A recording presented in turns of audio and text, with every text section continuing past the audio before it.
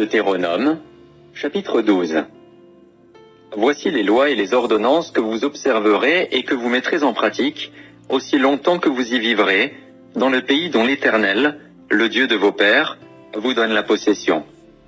Vous détruirez tous les lieux où les nations que vous allez chasser servent leurs dieux, sur les hautes montagnes, sur les collines, et sous tout arbre vert. Vous renverserez leurs autels, vous briserez leurs statues, vous brûlerez au feu leurs idoles, vous abattrez les images taillées de leurs dieux, et vous ferez disparaître leur nom de ces lieux-là. Vous n'agirez pas ainsi à l'égard de l'Éternel, votre Dieu. Mais vous le chercherez à sa demeure, et vous irez au lieu que l'Éternel, votre Dieu, choisira parmi toutes vos tribus pour y placer son nom. C'est là que vous présenterez vos holocaustes, vos sacrifices, vos dîmes, vos prémices, vos offrandes en accomplissement d'un vœu, vos offrandes volontaires, et les premiers-nés de votre gros et de votre menu bétail. C'est là que vous mangerez devant l'Éternel, votre Dieu, et que, vous et vos familles, vous ferez servir à votre joie tous les biens par lesquels l'Éternel, votre Dieu, vous aura béni. Vous n'agirez donc pas comme nous le faisons maintenant ici, où chacun fait ce qui lui semble bon, parce que vous n'êtes point encore arrivés dans le lieu de repos et dans l'héritage que l'Éternel, votre Dieu, vous donne. Mais vous passerez le Jourdain, et vous habiterez dans le pays dont l'Éternel, votre Dieu, vous mettra en possession. Il vous donnera du repos, après vous avoir délivré de tous vos ennemis qui vous entourent, et vous vous établirez en sécurité. Alors il y aura un lieu que l'Éternel, votre Dieu, choisira pour y faire résider son nom.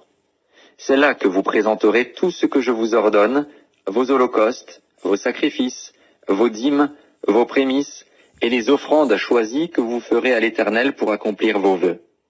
C'est là que vous vous réjouirez devant l'Éternel, votre Dieu, vous, vos fils et vos filles, vos serviteurs et vos servantes, et le Lévite qui sera dans vos portes. Car il n'a ni part ni héritage avec vous. Garde-toi d'offrir tes holocaustes dans tous les lieux que tu verras. Mais tu offriras tes holocaustes au lieu que l'Éternel choisira dans l'une de tes tribus, et c'est là que tu feras tout ce que je t'ordonne. Néanmoins, quand tu en auras le désir, tu pourras tuer du bétail et manger de la viande dans toutes tes portes, selon les bénédictions que t'accordera l'Éternel, ton Dieu. Celui qui sera impur et celui qui sera pur pourront en manger, comme on mange de la gazelle et du cerf. Seulement, vous ne mangerez pas le sang. Tu le répandras sur la terre comme de l'eau. Tu ne pourras pas manger dans tes portes la dîme de ton blé, de ton mou et de ton huile, ni les premiers-nés de ton gros et de ton menu bétail, ni aucune de tes offrandes en accomplissement d'un vœu, ni tes offrandes volontaires, ni tes prémices. Mais c'est devant l'Éternel, ton Dieu, que tu les mangeras, dans le lieu que l'Éternel, ton Dieu, choisira, toi, ton fils et ta fille, ton serviteur et ta servante, et le Lévite qui sera dans tes portes. Et c'est devant l'Éternel, ton Dieu, que tu feras servir à ta joie tous les biens que tu posséderas.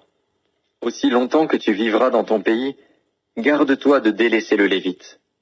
Lorsque l'Éternel, ton Dieu, aura élargi tes frontières, comme il te l'a promis, et que le désir de manger de la viande te fera dire « Je voudrais manger de la viande », tu pourras en manger selon ton désir. Si le lieu que l'Éternel, ton Dieu, aura choisi pour y placer son nom est éloigné de toi, tu pourras tuer du gros et du menu bétail, comme je te l'ai prescrit, et tu pourras en manger dans tes portes selon ton désir. Tu en mangeras comme on mange de la gazelle et du cerf. Celui qui sera impur et celui qui sera pur en mangeront l'un et l'autre. Seulement, garde-toi de manger le sang, car le sang, c'est l'âme, et tu ne mangeras pas l'âme avec la chair. Tu ne le mangeras pas, tu le répandras sur la terre comme de l'eau.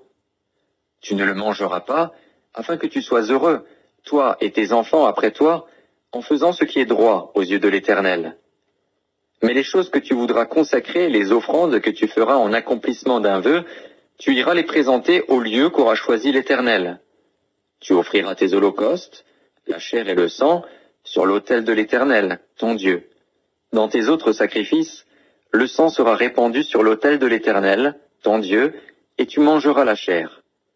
Garde et écoute toutes ces choses que je t'ordonne, afin que tu sois heureux, toi et tes enfants après toi, à perpétuité, en faisant ce qui est bien et ce qui est droit aux yeux de l'Éternel, ton Dieu. lorsque l'Éternel, ton Dieu, aura exterminé les nations que tu vas chasser devant toi, lorsque tu les auras chassées et que tu te seras établi dans leur pays, garde-toi de te laisser prendre au piège en les imitant, après qu'elles auront été détruites devant toi. Garde-toi de t'informer de leur Dieu et de dire, « Comment ces nations servaient-elles leur Dieu ? Moi aussi, je veux faire de même. » Tu n'agiras pas ainsi à l'égard de l'Éternel, ton Dieu, car elles servaient leur Dieu en faisant toutes les abominations qui sont odieuses à l'Éternel, et même elles brûlaient au feu leurs fils et leurs filles en l'honneur de leur Dieu. Vous observerez et vous mettrez en pratique toutes les choses que je vous ordonne. Vous n'y ajouterez rien, et vous n'en retrancherez rien. Deutéronome, chapitre 13. S'il s'élève au milieu de toi un prophète ou un songeur qui t'annonce un signe ou un prodige, et qu'il y ait accomplissement du signe ou du prodige dont il t'a parlé en disant « Allons après d'autres dieux, des dieux que tu ne connais point, et servons-les. » Tu n'écouteras pas les paroles de ce prophète ou de ce songeur, car c'est l'Éternel, votre Dieu, qui vous met à l'épreuve pour savoir si vous aimez l'Éternel, votre Dieu, de tout votre cœur et de toute votre âme. Vous irez après l'Éternel, votre Dieu, et vous le craindrez. Vous observerez ses commandements, vous obéirez à sa voix, vous le servirez, et vous vous attacherez à lui. Ce prophète ou ce songeur sera puni de mort, car il a parlé de révolte contre l'Éternel, votre Dieu, qui vous a fait sortir du pays d'Égypte et vous a délivré de la maison de servitude, et il a voulu te détourner de la voie dans laquelle l'Éternel, ton Dieu, t'a ordonné de marcher. Tu ôteras ainsi le mal du milieu de toi. Si ton frère, fils de ta mère, ou ton fils, ou ta fille, ou la femme qui repose sur ton sein, ou ton ami que tu aimes comme toi-même, t'incite secrètement en disant « Allons, et servons d'autres dieux », des dieux que ni toi ni tes pères n'avaient connus, d'entre les dieux des peuples qui vous entourent, près de toi ou loin de toi, d'une extrémité de la terre à l'autre, tu n'y consentiras pas, et tu ne l'écouteras pas. Tu ne jetteras pas sur lui un regard de pitié, tu ne l'épargneras pas, et tu ne le couvriras pas. Mais tu le feras mourir. Ta main se lèvera la première sur lui pour le mettre à mort, et la main de tout le peuple ensuite. Tu le lapideras, et il mourra, parce qu'il a cherché à te détourner de l'Éternel, ton Dieu, qui t'a fait sortir du pays d'Égypte, de la maison de servitude. Il en sera ainsi, afin que tout Israël entende et craigne, et que l'on ne commette plus un acte aussi criminel au milieu de toi. Si tu entends dire au sujet de l'une des villes que t'a donnée pour demeure l'Éternel, ton Dieu, des gens pervers sont sortis du milieu de toi, et ont séduit les habitants de leur ville en disant « Allons, et servons d'autres dieux, des dieux que tu ne connais point. » Tu feras des recherches, tu examineras, tu interrogeras avec soin. La chose est-elle vraie? Le fait est-il établi? Cette abomination a-t-elle été commise au milieu de toi? Alors tu frapperas du tranchant de l'épée les habitants de cette ville, tu la dévoueras par interdit avec tout ce qui s'y trouvera, et tu en passeras le bétail au fil de l'épée. Tu amasseras tout le butin au milieu de la place, et tu brûleras entièrement au feu la ville avec tout son butin, devant l'Éternel, ton Dieu. Elle sera pour toujours un monceau de ruines, elle ne sera jamais rebâtie. Rien de ce qui sera dévoué par interdit ne s'attachera à ta main, afin que l'Éternel revienne de l'ardeur de sa colère, qu'il te fasse miséricorde et grâce, et qu'il te multiplie, comme il l'a juré à tes pères, si tu obéis à la voix de l'Éternel, ton Dieu, en observant tous ces commandements que je te prescris aujourd'hui, et en faisant ce qui est droit aux yeux de l'Éternel, ton Dieu. Deutéronome, chapitre 14. Vous êtes les enfants de l'Éternel, votre Dieu. Vous ne vous ferez point d'incision et vous ne ferez point de place à chauve entre les yeux pour un mort. Car tu es un peuple saint pour l'Éternel, ton Dieu. Et l'Éternel, ton Dieu, t'a choisi, pour que tu fusses un peuple qui lui appartint entre tous les peuples qui sont sur la face de la terre. Tu ne mangeras aucune chose abominable. Voici les animaux que vous mangerez, le bœuf, la brebis et la chèvre, le cerf, la gazelle et le daim, le bouquetin, le chevreuil, la chèvre sauvage et la girafe, Vous mangerez de tout animal qui a la corne fendue, le pied fourchu, et qui rumine. Mais vous ne mangerez pas de ceux qui ruminent seulement, ou qui ont la corne fendue et le pied fourchu seulement. Ainsi, vous ne mangerez pas le chameau, le lièvre et le daman, qui ruminent, mais qui n'ont pas la corne fendue. Vous les regarderez comme impurs. Vous ne mangerez pas le porc, qui a la corne fendue, mais qui ne rumine pas. Vous le regarderez comme impur. Vous ne mangerez pas de leur chair, et vous ne toucherez pas leur corps mort. Voici les animaux dont vous mangerez parmi tous ceux qui sont dans les eaux. Vous mangerez de tous ceux qui ont des nageoires et des écailles. Mais vous ne mangerez d'aucun de ceux qui n'ont pas de nageoires et des écailles. Vous les regarderez comme impurs. Vous mangerez tout oiseau pur. Mais voici ceux dont vous ne mangerez pas: l'aigle, l'orfraie et l'aigle de mer, le milan, l'autour, le vautour et ce qui est de son espèce, le corbeau et toutes ses espèces, l'autruche, le hibou, la mouette, l'épervier et ce qui est de son espèce, le chat-huant, la chouette et le cygne, le pélican, le cormoran et le plongeon, la cigogne, le héron et ce qui est de son espèce, la huppe et la chauve-souris. Vous regarderez comme impur tout reptile qui vole, on n'en mangera point. Vous mangerez tout oiseau pur. Vous ne mangerez d'aucune bête morte, tu la donneras à l'étranger qui sera dans tes portes, afin qu'il la mange, ou tu la vendras à un étranger. Car tu es un peuple saint pour l'Éternel, ton Dieu. Tu ne feras point cuire un chevreau dans le lait de sa mère. Tu lèveras la dîme de tout ce que produira ta semence, de ce que rapportera ton champ chaque année.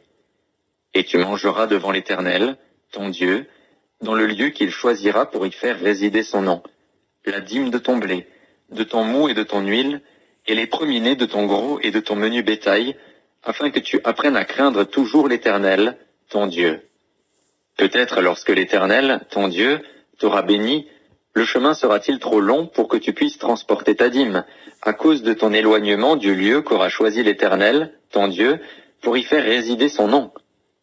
Alors tu échangeras ta dîme contre de l'argent, tu serreras cet argent dans ta main, et tu iras au lieu que l'Éternel, ton Dieu, aura choisi.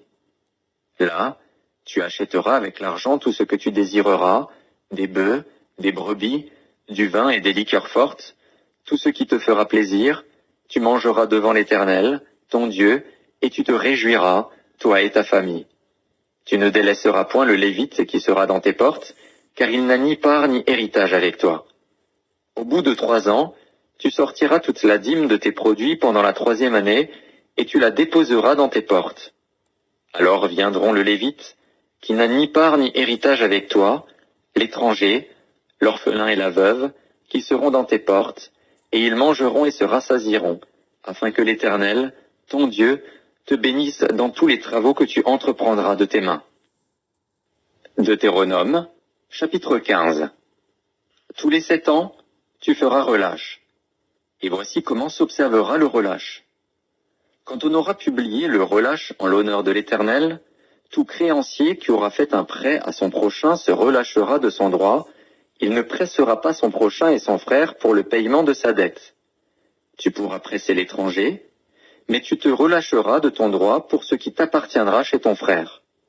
Toutefois, il n'y aura point d'indigent chez toi, car l'Éternel te bénira dans le pays que l'Éternel, ton Dieu, te fera posséder en héritage, pourvu seulement que tu obéisses à la voix de l'Éternel, ton Dieu, en mettant soigneusement en pratique tous ces commandements que je te prescris aujourd'hui. L'Éternel, ton Dieu, te bénira comme il te l'a dit. Tu prêteras à beaucoup de nations, et tu n'emprunteras point. Tu domineras sur beaucoup de nations, et elles ne domineront point sur toi. S'il y a chez toi quelque indigent d'entre tes frères, dans l'une de tes portes, au pays que l'Éternel, ton Dieu, te donne, tu n'endurciras point ton cœur et tu ne fermeras point ta main devant ton frère indigent, mais tu lui ouvriras ta main, et tu lui prêteras de quoi pourvoir à ses besoins. Garde-toi d'être assez méchant pour dire en ton cœur, la 7e année, l'année du relâche, approche. Garde-toi d'avoir un œil sans pitié pour ton frère indigent et de lui faire un refus. Il crierait à l'Éternel contre toi, et tu te chargerais d'un péché. Donne-lui, et que ton cœur ne lui donne point un regret. Car, à cause de cela, l'Éternel, ton Dieu, te bénira dans tous tes travaux et dans toutes tes entreprises. Il y aura toujours des indigents dans le pays. C'est pourquoi je te donne ce commandement, tu ouvriras ta main à ton frère, aux pauvres et à l'indigent dans ton pays. Si l'un de tes frères hébreux, homme ou femme, se vend à toi, il te servira 6 années. Mais la 7e année, tu le renverras libre de chez toi. Et lorsque tu le renverras libre de chez toi, tu ne le renverras point à vide. Tu lui feras des présents de ton menu bétail, de ton aire, de ton pressoir, de ce que tu auras par la bénédiction de l'Éternel, ton Dieu. Tu te souviendras que tu as été esclave au pays d'Égypte, et que l'Éternel, ton Dieu, t'a racheté. C'est pourquoi je te donne aujourd'hui ce commandement. Si ton esclave te dit, « Je ne peux pas sortir de chez toi, parce qu'il t'aime, toi et ta maison, et qu'il se trouve bien chez toi. » Alors tu prendras un poinçon, et tu lui perceras l'oreille contre la porte, et il sera pour toujours ton esclave. Tu feras de même pour ta servante. Tu ne trouveras point dur de le renvoyer libre de chez toi, car il t'a servi 6 ans, ce qui vaut le double du salaire d'un mercenaire. Et l'Éternel, ton Dieu, te bénira dans tout ce que tu feras. Tu consacreras à l'Éternel, ton Dieu, tout premier-né mâle qui naîtra dans ton gros et dans ton menu bétail. Tu ne travailleras point avec le premier-né de ton bœuf, et tu ne tondras point le premier-né de tes brebis. Tu le mangeras chaque année, toi et ta famille, devant l'Éternel, ton Dieu, dans le lieu qu'il choisira. S'il a quelque défaut, s'il est boiteux ou aveugle, ou s'il a quelque autre difformité, tu ne l'offriras point en sacrifice à l'Éternel, ton Dieu. Tu le mangeras dans tes portes. Celui qui sera impur et celui qui sera pur en mangeront l'un et l'autre, comme on mange de la gazelle et du cerf. Seulement, tu n'en mangeras pas le sang. Tu le répandras sur la terre comme de l'eau.